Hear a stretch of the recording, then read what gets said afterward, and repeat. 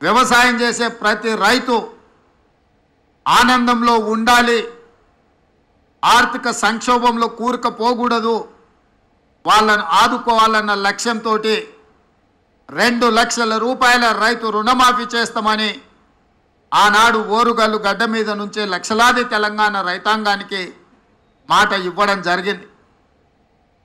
రైతు డిక్లరేషన్లో మేము మాట్లాడిన అంశాలను చాలామంది టీవీల ముందు పేపర్ల ముందు అవహేళన చేస్తూ ఈ దేశంలో ఎవరూ చేయలేదు, తెలంగాణ రాష్ట్రంలో గత ప్రభుత్వం 2014లో 1 లక్ష రూపాయల రుణమాఫీ చేస్తా అని మొదటి విడత కాదు 5 సంవత్సరాలు 60 నెలలు 4 విడతల్లో చేసి చివరికి అసలు కంటే మిత్తి ఎక్కువయి రైతుకు ఇచ్చిన 1 లక్ష రూపాయల రుణమాఫీ కూడా మిత్తిలకే సరిపోయి అసలు బకాయి అట్లనే ఉండే విధంగా ఆనాటి పరిస్థితులు.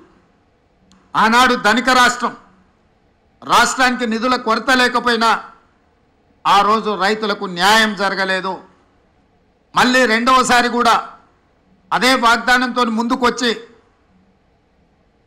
రుణమాఫీ చేస్తాం 1 లక్ష రూపాయలు అని చెప్పి అంచనాలు 19,000 కోట్లకేసి చివరికి 12,000 కోట్ల రూపాయలే రెండవసారి కూడా 4 విడతలలో చెల్లించి 7,000 కోట్ల రూపాయలు మొండి బకాయిలుగా రైతుల నెత్తి మీద అట్లనే వదిలేసి గత ప్రభుత్వము బాధ్యత నుంచి తప్పించుకున్నది.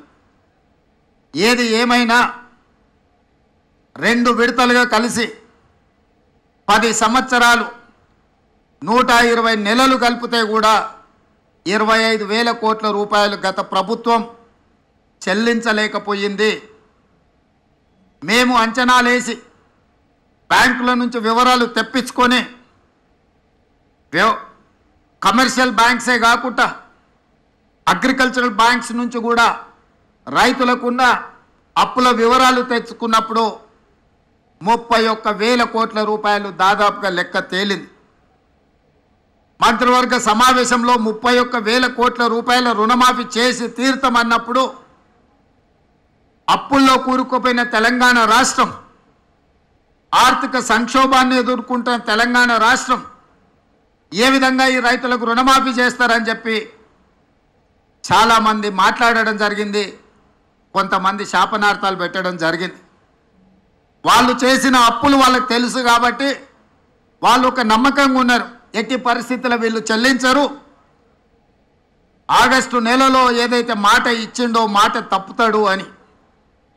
నేను మా ఆర్థిక మంత్రి గారు మా అధికారులతో కూలంకషంగా చర్చించి ఇటు వ్యవసాయ శాఖ అధికారులు అటు ఆర్థిక శాఖ అధికారులను అందరినీ కూర్చోబెట్టి ఎట్టి పరిస్థితుల్లో రుణమాఫీ జరిగి తీరవలసిందే, దీంట్లో ముందుకు వెళ్ళవలసిందే, ఈ సంక్షోభాన్ని సమస్యను పరిష్కరించాల్సిందే అని చెప్పి ఖచ్చితంగా కూర్చొని ప్రణాళికలు రచించి అన్ని రకాలుగా నిధుల సమీకరణ చేసి ఈనాడు 2వ విడత 6,198 కోట్లు దాదాపుగా 6,40,000 మంది పైచిలకు రైతు కుటుంబాలకు ఈరోజు చెల్లిస్తున్నాము.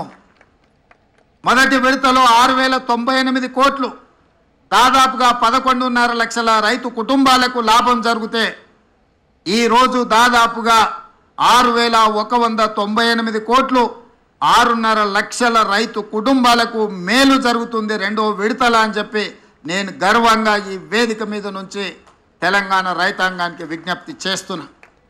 ఇది మా చిత్తశుద్ధి, ఇది మా పరిపాలన దక్షత.